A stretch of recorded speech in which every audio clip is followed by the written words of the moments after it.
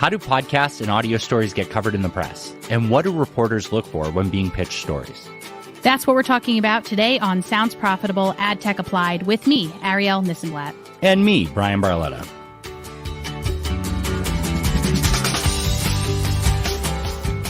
We are supported by Podscribe. Podscribe is the essential tool to verify your podcast and YouTube ads run correctly. Audit a campaign for no cost today at podscribe.com. Special thanks to our sponsors for making Sounds Profitable possible. Check them out by going to soundsprofitable.com and clicking on their logos in the articles. So, Bryan, it's been a while. How are you? I'm great. Yeah, it's crazy how much of our voice conversation comes from actually talking on the podcast, recording before and after and all of that. I mean, we text and are on Slack constantly, but this is actually the first time we've been face-to-face or on a voice call since maybe May? Yeah, maybe. That's wild. True. I think that's true. Well, I'm doing great. I mean, it's crazy. Bridger, our youngest, will be 1 this Saturday. Yeah. That's nuts. And then Theo turns 4 on August 8th. So I am up to my neck in pre-assembling foam lightsabers so that we can have the coolest kid's birthday party in 100-degree weather in Texas. Man, it's the coldest summer of the rest of our lives, Bryan. That's scary. What about you? You were traveling all over the world for a bit, right? Yeah, I was in Spain until yesterday. It was so hot. Let me tell you. I tried to ignore it. I tried to be like, no, it's no big deal. It's fine to travel here during July. But it was 110 degrees every day. It was a lot. That's hotter than it is here. Yeah, it was a lot. It was. Wow. I'm drained. Yeah, I would say so. And I really did not have a chance to listen to podcasts while I'm gone. So no. I'm sad to be back because I am not any longer, traveling the streets of Europe. But I'm glad to be back on my routine of listening to podcasts. I think that's so funny because our listening habits are so different. Like, to me, I find something that's painfully old and I binge it until I'm caught up completely and then I forget about it and go back and forth. And you like the shuffle. You like what's next, the new episodes, juggling a bunch of them at once. Yes. So I couldn't find anything and I started listening to Mission to Zix, which is super old. And I'm loving it. But it's just like there's so much content that I don't have to think about it. I want to listen to something right now. I just press play. And you're like, I got to see what's new, what's interesting. I like to keep up. I got to download something. You do. I'm so far behind. I have no idea what's going on at all. But then it's also like the daily news shows. That's how I get my news. So I was just out of the loop for 2 weeks while I was abroad. That's tough. That's tough. I'll give a plug. The team at Crooked Media sent me their What a Day coffee and mug, and so I have been listening to that in the morning again. Pretty nice. While drinking the coffee. The coffee was pretty solid. So, okay. And the mug's awesome. My wife has stolen that from me. I'm never going to see that bag. I love a swag bag. If anybody wants to send us swag bags, just let us know. Yeah. Yeah, sure. Absolutely. Shoot us a message on Twitter, LinkedIn, whatever. We love swag. We will talk all about it. Which segues into some of the things we want to talk about with some like podcast movement and stuff like that. As I love advertising, if you give me comfortable hats, shirts, shoes, whatever, something cool that is actually comfortable, I'll wear it. I guarantee you the Buzzsprout t-shirt will be in my rotation because that one with all the words that look like headphones and microphone is one of my favorite t-shirts. And the amount of other people in the industry that I catch wearing that on calls, like even competitors, is my favorite thing. So if you have cool merch and you want free advertising, I 100% I have a really nice Descript shirt. And look, I'll shout it from the rooftops all day long when you give me good swag. Good swag is worth it. Yeah, absolutely. And it's just got to be comfortable. I just want nice t-shirts. That's it. Well, we got podcast movement coming up, which is amazing because the entire team there is so well put together. Took an idea that I pitched them about doing like the first day, that Tuesday, as a sponsor only summit for Sounds Profitable. And they just said, yeah, absolutely. We got your back. It's wild. We have Disney is going to provide breakfast and one of the snack sessions. Yeah, Wondery is picking up the other two. I am expecting Mickey Mouse pancakes, if that's the case. They did specifically say to see if they could Disneyfy the breakfast. And if there's not a character signing, I'm going to be real disappointed. But it's so awesome. We got a panel on measurement, we got a panel on programmatic, and we got a panel on video. And then we're going to end things with an open session for our research so that everybody who's at Podcast Movement at 3 p.m. on Tuesday, as long as you have a ticket to Podcast Movement, can come see our latest research, which is our Q3 research on host read versus announcer read. And really what we're trying to prove out is that creative execution is the most important thing, and that who is saying it is second to that. So we're really excited to get those results back, put that together, present it live, streamed for the people who can't be there, downloadable same day. And we're working really hard to get both the captions in English and the Spanish captions and Spanish translation of the document as close to the same week as possible so that we can provide more accessibility options for people who want that. I also just want to touch on the creators webinar that took place last month. Do you want to just give a quick rundown on where people can find that and what the main takeaways are? Yes, soundsprofitable.com/the-creators. It's still in our toolbar right now as we're revamping the site. It basically says who of the U.S. population has ever created a podcast. And that means from what we're doing right now on the microphone side to the editing and production that Evo and team do. There's so many different aspects of it, and we learn a little bit more about who's creating podcasts. This was a killer report. We're so excited to have such great sponsors help make us happen. And we've decided that we're going to do it every single year now and have expanded the questions that we're asking Edison to field every quarter so that we can get even more data and research about it. So this will be a yearly series from Sounds Profitable. Again, you can download it at soundsprofitable.com/the-creators. It's just tons of amazing data. And if you use that in a deck and you get funding or land a client or anything like that, please let us know. We're really building these specifically for people to benefit from without having to fund the research themselves. The big companies are helping us make sure this message is out there and make it accessible to all of you to better yourselves. Just a quick plug for our two other podcasts. We've got The Download and La Descarga. Both are our weekly podcasts about the business of podcasting, hosted in English and Spanish. So if you have missed the week's news and you want to catch up real quick, please feel free to check out The Download and La Descarga in Espanol. Yeah, those are, I love this show. Arielle is amazing as a co-host. I'm pretty okay, I think, up here. But The Download, I think, is the best piece of audio that we put out at Sounds Profitable because it is really well done. It's quick and to the point. It helps everybody catch up, and it makes sure that, you're not falling behind on any of the critical things related to the business of podcasting, not just what's happening in podcasting, which has me really excited. So please check it out. And a note that for the past few weeks on this show, you've been listening to reruns of our podcast, episodes that we think are really worth checking out a second time. So thank you for tuning in for those. Thank you to everybody who has tagged us on social, that you've re-listened and gotten something out of those episodes. We are currently in the midst of recording a bunch of new episodes for this show, so you will get new content from here on out. I'm not going to promise every single week, but there will be a lot of new content coming your way. So stay tuned. Bryan and Arielle are back at it. And it was just a little summer slump.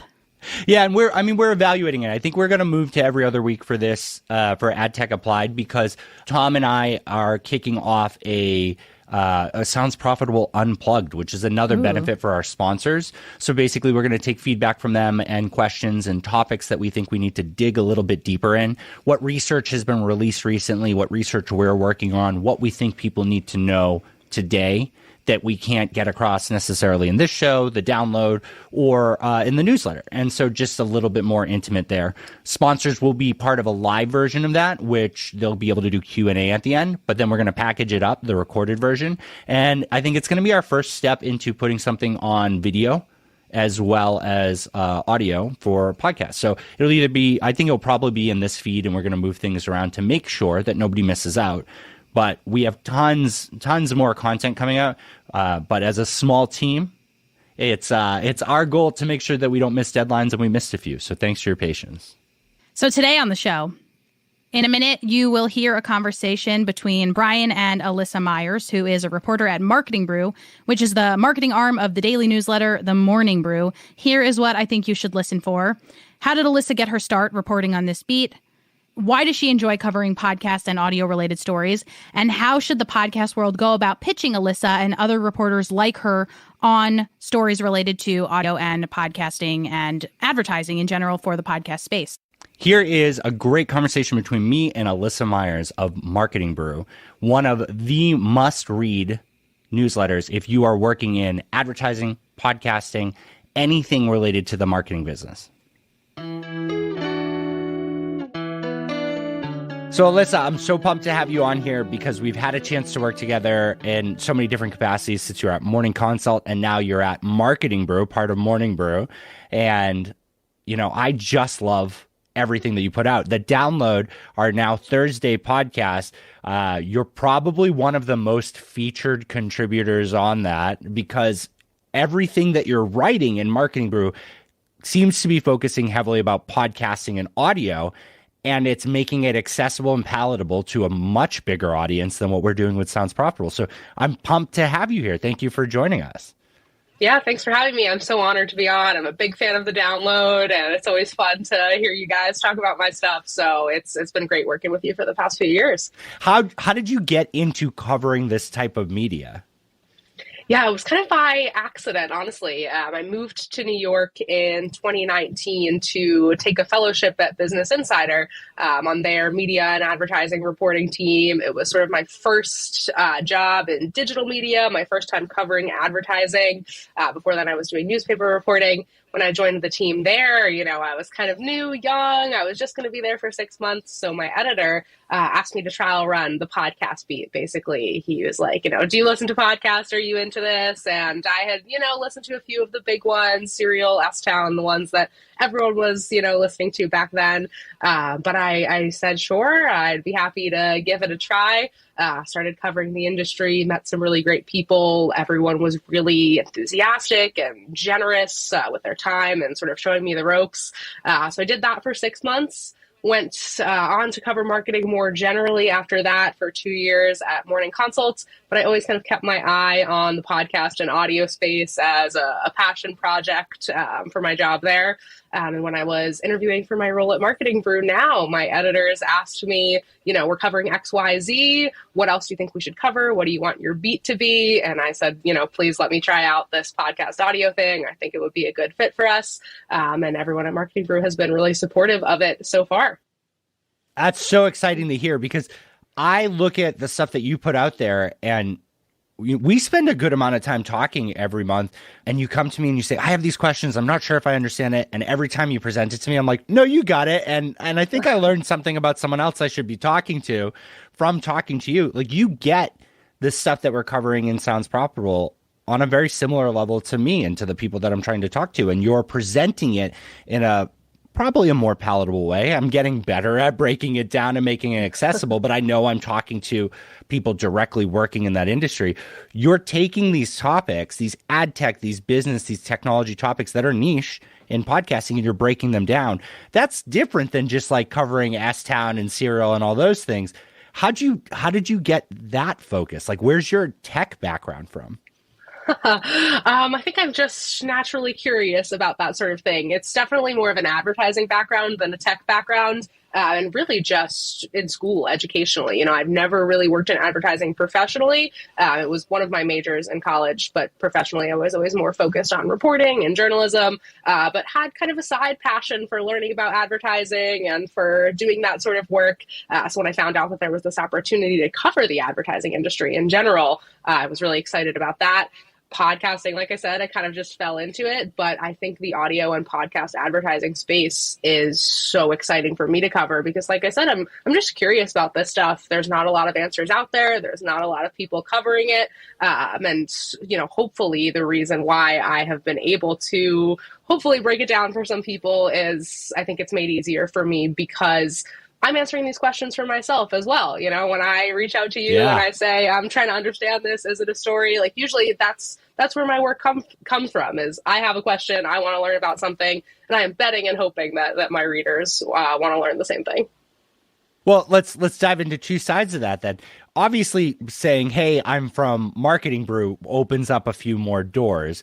But, you know, even when you reach out to people, how easy is it to get a question answered? Like, obviously, you have to find out who specifically to ask that to or what company. Is it easy to find the right company or the right person? And then when you reach out to them, what's the success rate? Are they responsive? Are they giving with their time to like really break it down for you?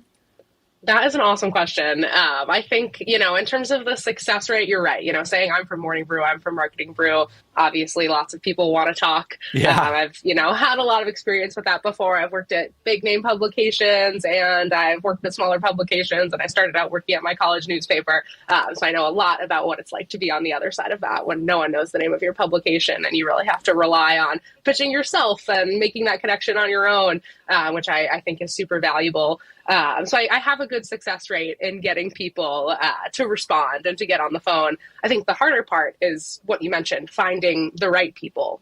A lot of times when I'm writing about podcast ad tech topics like that, it's so niche. So people do want to talk, but they're pretty niche. Yeah. So there aren't a lot of people, even sometimes in the podcast industry, who actually have very deep understandings sometimes of the topics that I want to write about.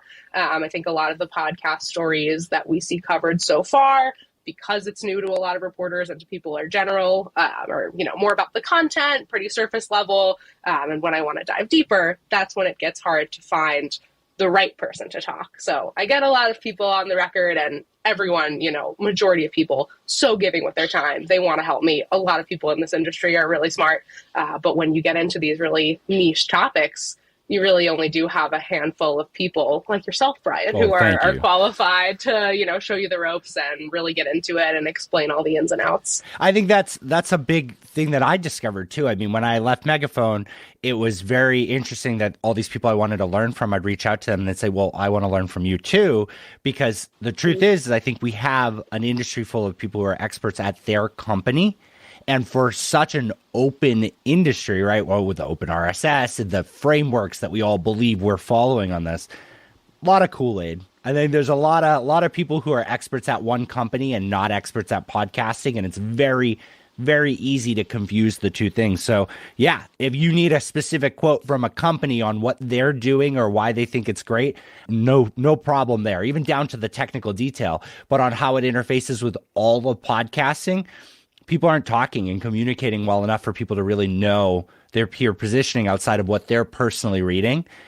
And sometimes we're not great as an industry catching up on these things, which then brings me to my next question. I mean, Marketing Brew is a can't miss newsletter for me.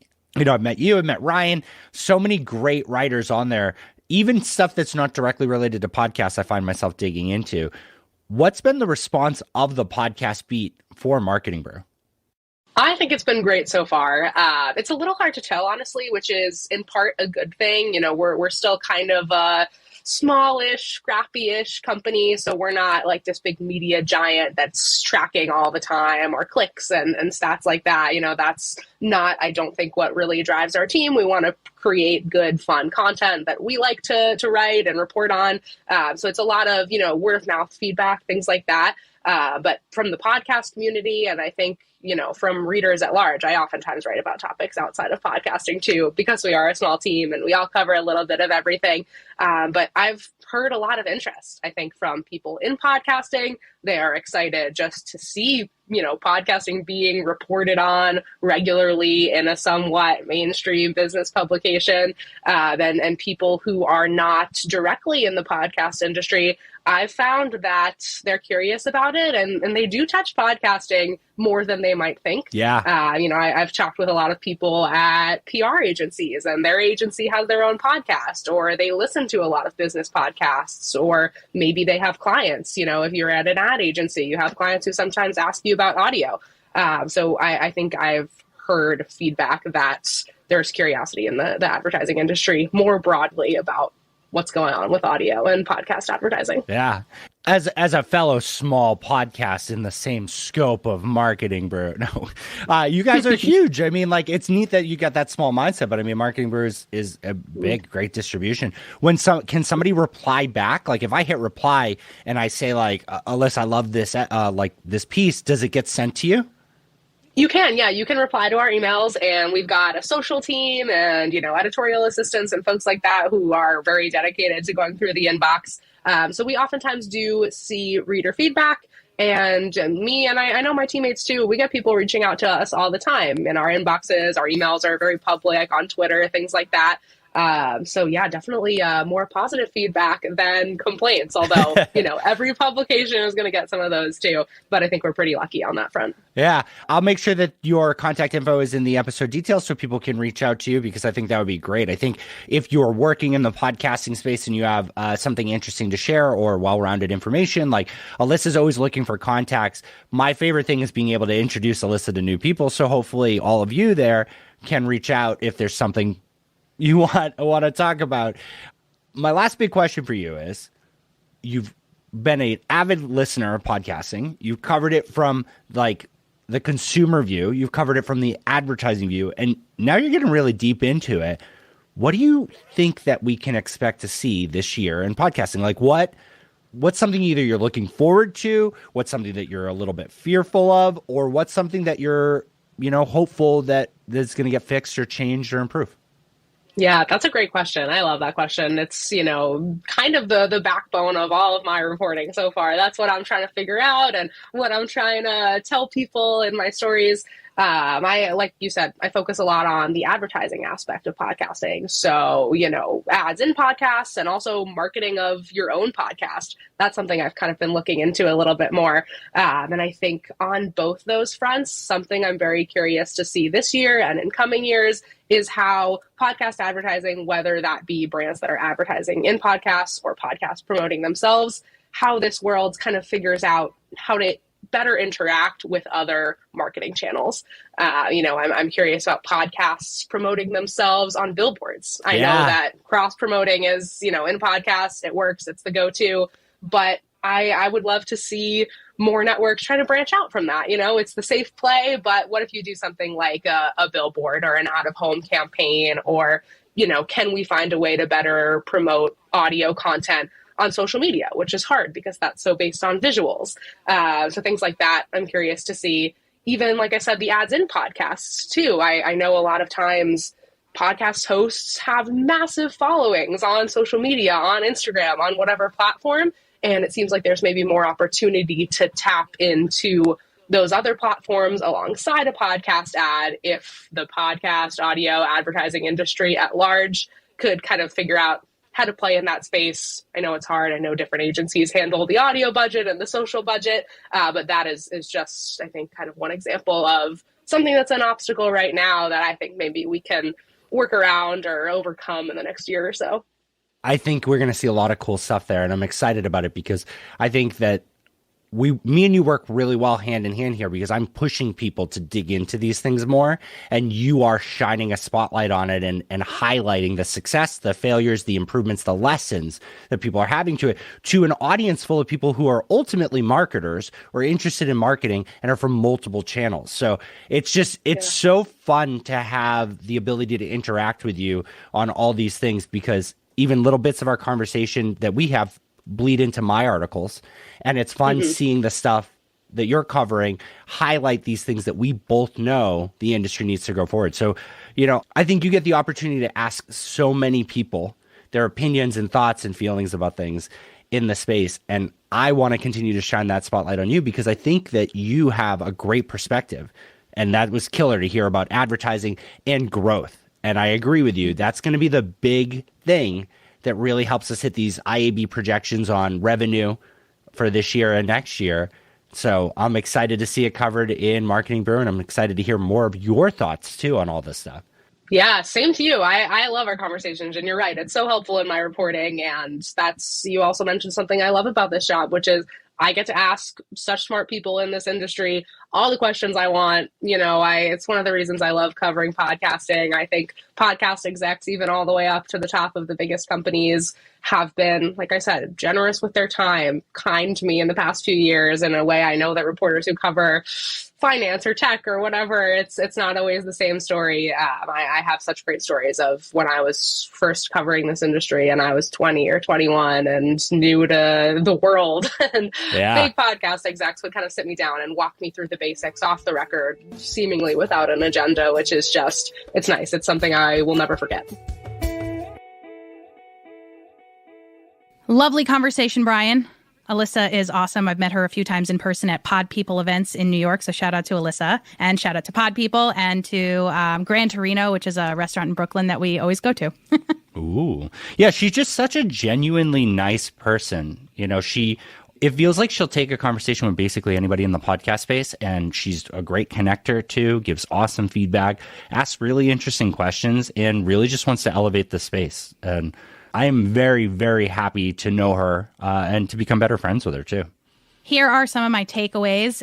First up is that there aren't that many people covering this beat. So Alyssa is definitely somebody to know and definitely somebody to be in touch with on Twitter and on LinkedIn, and also to be a source for. Alyssa is looking for people who have expertise.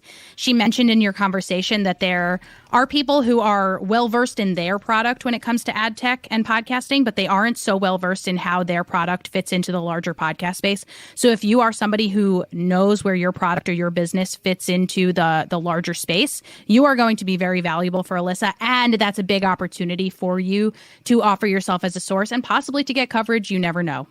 I'd really push a lot of people in the podcasting industry on the back end side of it, on the product management side, on the account management, any of these aspects. If you think you understand what's going on here and you want to reach out, I mean, some of you are going to have to get it cleared with your company first, but I think we should pursue that. There are so many cool people behind the scenes that don't get any attention or light of day, and someone else is speaking for them that can't get as in the weeds, where Alyssa can take that in the weeds and make it palatable to a general audience. And so I really encourage all of you to consider if you have something to contribute to someone like Alyssa, and feel free to reach out and then figure out if that works for your company's PR and marketing approach. I was glad you asked this next question about how Morning Brew / Marketing Brew finds the podcast beat, because I, as a podcast nerd, as an advocate for the podcast space, I'm always curious about whether people's investments are working out in podcasting. And so when you said, how are the stories, how are your pitches, how are your articles landing? And she basically said, we're not such a big team. We don't track clicks and the specifics when it comes to the articles that I write, but that generally speaking, people are pretty happy. A lot of people tend to reach out to Alyssa and say, loved this article. It's expanding beyond just the podcast space. A lot of people who are interested in advertising in general tend to like Alyssa's articles. I was really happy to hear that. What was your perception on that? That makes me really excited, because I think we focus a lot on metrics that really take away from the value of the content. Like maybe that newsletter doesn't land as many opens or as many clicks in that moment, but when it's searched on Google or when it's brought up as a reference or somebody shares it around, it has weight, it matters, it stays there. It's not the easiest thing to explain to an advertiser when you're trying to sell on clicks and whatnot, but the Marketing Brew team and the Morning Brew team really have sold that mindset, and it's paying off. I love that people reach out to Alyssa. You can do this for any newsletter. You just hit reply, and it goes to whoever's managing it or whoever's foolish enough to not set out parameters so the out of office responses don't flood their email box like me. Every Tuesday morning, I get 150 emails because I still haven't set up the rules for that. But if you have something interesting to contribute, if you have something constructive, if you want to have a conversation, if you want to just say, hey, I really like that, just hit reply. We all love it. We live off of it. We love when you hit reply. Literally to say anything. It's good for even for the spam filters. It helps them realize that what we're putting out is not spam. So even just for that. And big companies like Marketing Brew and like Shreya over at Inside Podcasting, right? If it goes to the editor does forward it to the writer, right? Like they do have the ability to read that. So it's really, really valuable to give people feedback that you found their content valuable. And also just the podcast industry loves reading stories about the podcast industry. So thank you to Alyssa. Thank you to Ashley Carmen. Thank you to Arielle Shapiro. Thank you to all the people who write about the podcast industry for larger publications. Let's get more of those articles pumping out. I think, as podcasting matures and enters the more mainstream spaces, I think it's just so much fun to have my friends forward me articles that say, wow, look, podcasting was covered in X. Love those stories. 100%. We need to see it in mainstream media more. And it's not eating anybody's lunch here. It's making more job opportunities for them to grow, or it's making us more niche. Like Sounds Profitable doesn't go away if all of a sudden TechCrunch starts covering similar things to me. I'm just more niche because I'm in the space versus they're outside on the main media. So please, there's tons of room for mainstream media, and all of us here want to help. One last note is that Alyssa mentioned that podcast executives tend to be more available than executives at finance companies. And I just love that. And I want to stick that in your mind to just continue being available, continue being a space that's helpful and open. And whoever's listening to this, go help somebody out just for the sake of helping somebody out in podcasting. Yeah, and podcast execs, skip the next pair of shoes you buy and buy a goddamn microphone. Please. Because, oh my God, yeah, all of you are so available for calls on AirPods, and that's awesome. But you work in audio. Just do it. Just the microphone. Just the microphone. That's it. It's like 150 to 250. Yeah, I don't care. If you need to hold it up to your mouth and sit in a closet, we don't need video. We're fine. We'll survive. But please have a good microphone. Bryan and I have these nice Shure MV7s. Sure, if you want to sponsor us, we'd be open to it. Just feel free to hit us up. We would be very open to that. Yeah. Hey, Arielle, as always, thank you for recapping this. I think I've told you, and I will get a comment about this immediately after it's said. My wife actually just listens to the part with me and you at the beginning and at the end if it's like a super technical guest. So thank you very much for being that recap that makes these conversations that are a lot of fun even more palatable to everybody. So listeners, what do you think about the show? We want to hear from you. Please reach out if you have any questions or comments. We're on Twitter at SoundsProfNews, at Bryan Barletta, or at Ari This and That. And Tom is at Webby2001. And if you want to send us an email, that's podcast@soundsprofitable.com. This show is recorded with Squadcast, the best place to record studio quality video and audio for content creators. We're using Squadcast right now to record this, and we use Squadcast for the interviews as well and our product deep dives. Please go to squadcast.fm for a free 7-day trial and let me know what you think, because we couldn't do what we're doing without their product. Do you want more from Sounds Profitable? We have 2 more podcasts that you can explore. First up is Sounds Profitable, the narrated articles. And next, the Download, our podcast about the business of podcasting. You can find links to them in our episode description. And thank you for listening to this episode of Sounds Profitable Adtech Applied with me, Bryan Barletta. And me, Arielle Nissenblatt. Until next time. See ya.